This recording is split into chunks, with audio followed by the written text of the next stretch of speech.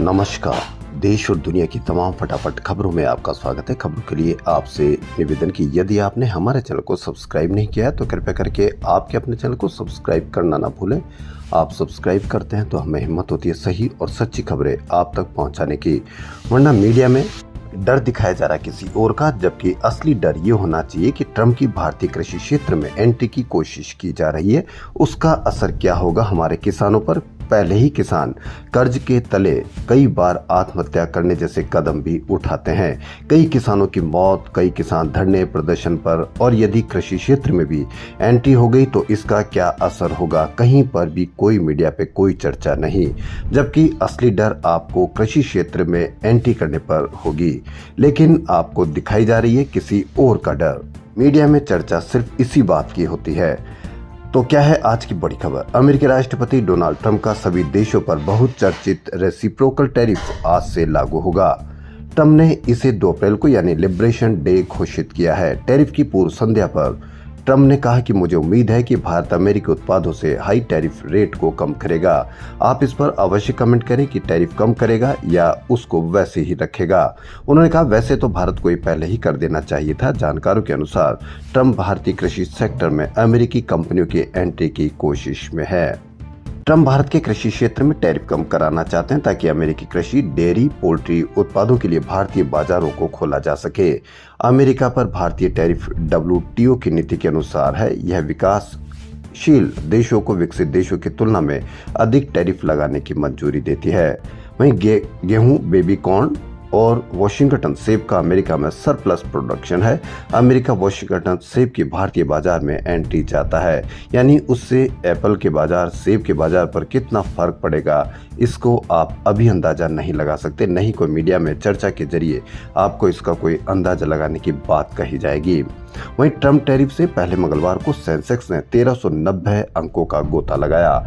Nifty में भी 353 अंकों की भारी गिरावट हुई। कई लाखों करोड़ रुपए का डूबत हुई होगी, लेकिन इस पर कहीं कोई चर्चा नहीं है। वहीं डीसा के डुआ रोड पर यानी गुजरात की एक बड़ी खबर, एक अवैध पटाखा फैक्ट्री के गोदाम में भीषण आग लग गई। इससे 18 मजदूरों की मौत हो गई। ये सभी मध्य प्रदेश के थे। विस्फोट इतना भयानक था कि कई मजदूरों के अंग भी दूर तक फैल गए। चुनाव में मंगलसूत्र का जबरदस्त तरीके से प्रचार हुआ था, लेकिन आप मंगलसूत्र बनवा भी सकते हैं या नहीं, इसके लिए आपको एक बार नहीं 100 बार सोचना होगा, क्योंकि सोने ने पहली बार 93,300 रुपए के रिकॉर्ड स्तर पर अपनी बढ़त बना ली है। दुनिया भर में महंगाई बढ़ने और भू राजनीतिक तनाव के चलते मंगलवार को सोना 93,000 रुपए के पार होकर ऑल टाइम हाई हो गया। वहीं जेवराती सोना भी 500 रुपए बढ़कर पहली बार 87,000 रुपए प्रति 10 ग्राम के भाव बिका। रुपया कमजोर होने से सोने का आयात महंगा हो गया है। रुपया कमजोर हुआ, कहीं पर भी कोई चर्चा नहीं। गोल्ड महंगा हुआ, कहीं पर भी कोई चर्चा नहीं। चर्चा किसकी है कि लोकसभा में आज और राज्यसभा में कल आएगा वक्फ बिल। जी हाँ, वक्फ संशोधन बिल बुधवार यानी आज लोकसभा और गुरुवार को राज्यसभा में पेश किया जाएगा। मंगलवार को संसद की बिजनेस एडवाइजरी कमेटी की बैठक में तय किया गया कि बिल बुधवार को प्रश्नकाल के बाद दोपहर 12 बजे पेश किया जाएगा। पूरे देश में इसको लेकर चर्चा है, लेकिन चर्चा होनी चाहिए कि गोल्ड महंगा कैसे हुआ, रुपया कमजोर कैसे हुआ, या अमेरिका की कृषि क्षेत्र में एंट्री हो जाएगी तो उससे हमारे किसानों पर क्या फर्क पड़ेगा। लेकिन खबर पूरी लोकसभा में वक्फ बिल की। सुप्रीम कोर्ट ने प्रयागराज में 4 साल पहले के बुलडोजर एक्शन को अवैध और अमानवीय ठहराया है।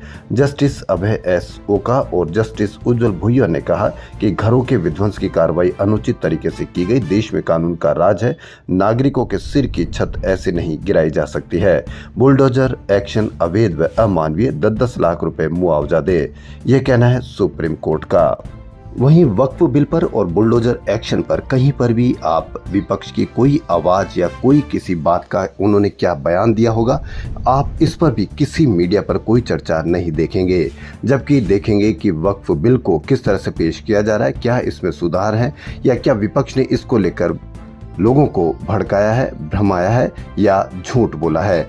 जबकि होना ये चाहिए कि विपक्ष इस पर कुछ बात कहे, वह बयान दे और तब इसको आम जनता के सामने पेश किया जाना चाहिए कि वक्फ बिल सही है, गलत है या क्या है। वहीं बुलडोजर एक्शन पर भी विपक्ष का यदि कोई बात आती या कोई बयान आता तो देखा जाता कि वक्फ बिल पर क्या अवैध है, क्या वैध है, या 10-10 लाख रुपए मुआवजा दिया है तो सुप्रीम कोर्ट का ये फैसला सराहनीय है या स्वागत योग्य है या क्या है। गोल्ड एक वर्ष में 40% महंगा हुआ, यानी 40% का रिटर्न दिया है 45 साल में सर्वाधिक। खबर ये होनी चाहिए कि गोल्ड एक वर्ष में 40% महंगा होने से जब भारतीय एक गोल्ड अपने आप को बहुत बड़ा मांगते थे और इस तरह का अपने आप में यह मानते थे कि गोल्ड खरीदना अपने आप में शुभ होता है, तो क्या गोल्ड खरीदना आम आदमी के बस की बात खत्म हो गई या भारत इससे दूर हो गया आम आदमी। यदि आपका बच्चा पढ़ाई के लिए बाहर जाता है तो अब उसके लिए मुश्किल होने जा रहा है, लेकिन आप मीडिया पर कोई इसकी चर्चा नहीं देखेंगे। यानी ये दैनिक भास्कर की बड़ी खबर, पढ़ाई के लिए बैंकों से लोन लेना मुश्किल हो सकता है। आरबीआई के आंकड़ों के अनुसार फरवरी में एजुकेशन लोन 15.3% बढ़कर 1,36,000 करोड़ रुपए तक पहुंच गया है। लेकिन अब अमेरिका में ट्रंप की माइग्रेशन संबंधी सख्त नीतियों और शैक्षणिक संस्थानों को मिलने वाले समर्थन में अनिश्चितता का असर वहां जाने वाले भारतीय छात्रों पर पड़ सकता है। कुछ भारतीय बैंक अमेरिका जाने वाले छात्रों के लिए एजुकेशन लोन संबंधी पॉलिसी में बदलने पर विचार कर रहे हैं। यानी यदि आपका बच्चा अमेरिका पढ़ने जाता है तो उसको लोन देने के लिए बैंकों ने कुछ नियमों में बदलाव की कवायद शुरू की है, या देखना यह है कि अब आपको अमेरिका जाने पर लोन मिल सकता है या नहीं। इस पर किसी की भी चर्चा नहीं है, क्योंकि वह आपको मिलने वाला लोन है या आपके बच्चों की पढ़ाई के संबंध में मिलने वाली कोई राहत की बात है। आप मीडिया पर किसी दूसरी ही चर्चा को जबरदस्त तरीके से कवरेज देखेंगे।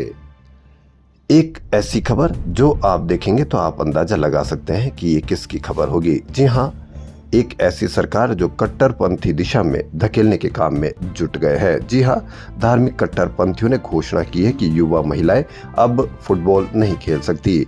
दूसरे शहर में उन्होंने पुलिस को एक ऐसे व्यक्ति को छोड़ने के लिए मजबूर किया जिसने सार्वजनिक रूप से अपने बाल न ढकने के कारण एक महिला को परेशान किया था, फिर उसे फूलों की माला पहनाई। यानी कट्टरपंथी सरकार स्थापित करने और कौन सा कानून लागू करने के लिए लामबंद किया जा रहा है। कट्टरपंथियों की मनमानी से सबसे ज्यादा दुखी छात्राएं हैं, जिन्होंने सत्ता से हटाने के बाद आंदोलन में साथ दिया था। उन्हें उम्मीद थी कि एक दलीय शासन की जगह लोकतांत्रिक खुलेपन की व्यवस्था लाएगा, लेकिन अब वे ठगा हुआ महसूस कर रही है। यानी जैसे ही कोई समय मिलता है तो कट्टरपंथी लामबंद हो जाते हैं, एक पर्टिकुलर कानून लागू करने के लिए मांग करते हैं। ये किस देश की खबर हो सकती है, यह आप अंदाजा लगा लीजिए। दिल्ली दंगे मामले में दिल्ली सरकार के कानून मंत्री कपिल मिश्रा को राउज एवेन्यू कोर्ट से झटका लगा है। अब 5 साल बाद कोर्ट ने मिश्रा के खिलाफ आगे की जांच के निर्देश दिए हैं। रिपोर्ट के अनुसार कोर्ट ने मिश्रा के खिलाफ एफआईआर दर्ज करने के लिए आवेदन स्वीकार किया है। कोर्ट ने फरवरी 2020 के दंगे मामले में मिश्रा के खिलाफ प्राथमिकी की मांग पर निर्णय सुरक्षित रखा था। भारत में इन दिनों कितने घंटे काम करना चाहिए, इसकी एक कई बार बयानबाजी आई और बयानबाजी से कई विपक्ष में तो कई पक्ष में भी इसके समर्थन में बयान दिया गया। लेकिन एक अब सर्वे आया है। जी हाँ, भारत में आईटी प्रोफेशनल पर काम का बोझ बढ़ता जा रहा है। हालिया सर्वे की रिपोर्ट में ये सामने आया कि प्रोफेशनल नेटवर्किंग प्लेटफॉर्म ब्लाइंड के सर्वे में 25% ने बताया कि वे हफ्ते में 70 घंटे से अधिक काम कर रहे हैं। वहीं 72% प्रतिभागी नियमित रूप से 48 घंटे की कानूनी कार्य सीमा को पार कर रहे हैं। यानी कि देश में हर चौथा आईटी प्रोफेशनल 70 घंटे से अधिक काम कर रहा है, थकान से पीड़ित है। लेकिन इसकी कोई चर्चा आपको मीडिया पर नहीं मिलेगी, क्योंकि मीडिया पर चर्चा तो सिर्फ वक्फ बिल की है। जी हाँ, खबरों फिलहाल इतना ही। यदि आपको हमारा चैनल पसंद आए तो लाइक, सब्सक्राइब और शेयर अवश्य करें। धन्यवाद।